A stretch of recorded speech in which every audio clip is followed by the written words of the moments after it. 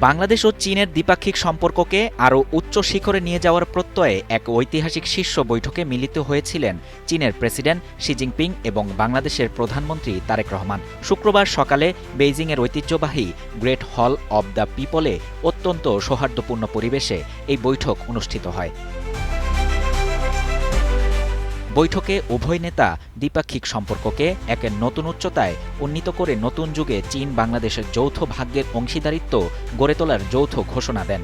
বাংলাদেশের পাশে থাকার দৃঢ় অঙ্গীকার শি জিনপিংয়ের। বৈঠকে চীনের প্রেসিডেন্ট শি জিনপিং বলেন, আন্তর্জাতিক ভূ রাজনীতিতে যে ধরনের পরিবর্তনই আসুক না কেন, বাংলাদেশের সাথে বন্ধুত্বের মূল ধারা থেকে চীন কখনো বিচ্যুত হবে না। চীন সবসময় সমগ্র বাংলাদেশের জনগণের প্রতি তার প্রতিবেশসুলভ বন্ধুত্বপূর্ণ নীতি বজায় রাখবে এবং একটি নির্ভরযোগ্য বন্ধু ও অংশীদার হিসেবে ভূমিকা পালন করে যাবে। আলোচনায় প্রেসিডেন্ট শি জিনপিং দুই দেশের মধ্যে উচ্চ মানসম্পন্ন বেল্ট অ্যান্ড রোড প্রকল্পের বাস্তবায়ন এবং দুই দেশের উন্নয়ন কৌশলের সমন্বয়ের উপর গুরুত্বারোপ করেন। তিনি প্রথাগত খাতের পাশাপাশি ডিজিটাল অর্থনীতি, তথ্য প্রযুক্তি, কৃত্রিম বুদ্ধিমত্তা এবং গ্রিন বা পরিবেশ বান্ধব প্রযুক্তির মতো উদীয়মান ক্ষেত্রে দ্বিপাক্ষিক সহযোগিতা বৃদ্ধির বড় সম্ভাবনার কথা উল্লেখ করেন।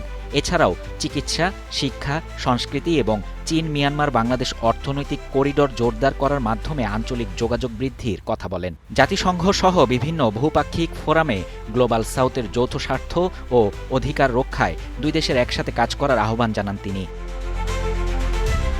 বৈঠকে প্রধানমন্ত্রী তারেক রহমান এক চীন নীতির প্রতি বাংলাদেশের অনড় সমর্থন পুনর্ব্যক্ত করেন।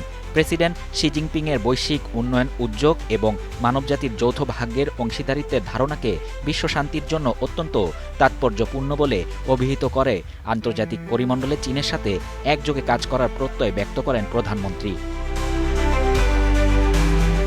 তারেক রহমান আরও যোগ করেন, বাংলাদেশের প্রধান সিগনেচার প্রকল্পগুলো বাস্তবায়ন এবং আমাদের বর্তমান শিল্প ইউনিটগুলোর মান উন্নয়ন এবং আধুনিকায়নে চীনের সহযোগিতা প্রয়োজন।